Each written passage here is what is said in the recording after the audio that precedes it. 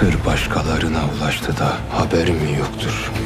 Bu mesele tahtı almam da en büyük kozumuz olacak. O vakit Selçuklu yangını başlasın. Sana itimat etmek ile hata etmişiz. Belki de anan dahi hayattadır. Kervan baskına uğramış.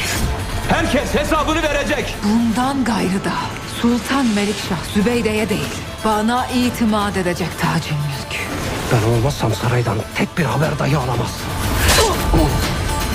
Turnanın başına öyle bir bela saracağım ki çırpındıkça batacak. Beni acılı bir kız çocuğu sananlar Şelenzar'a nasıl sahip çıktığımı görecekler. Çalınan malzemeleri geri almaktan başka çaremiz yoktur. Melikşah.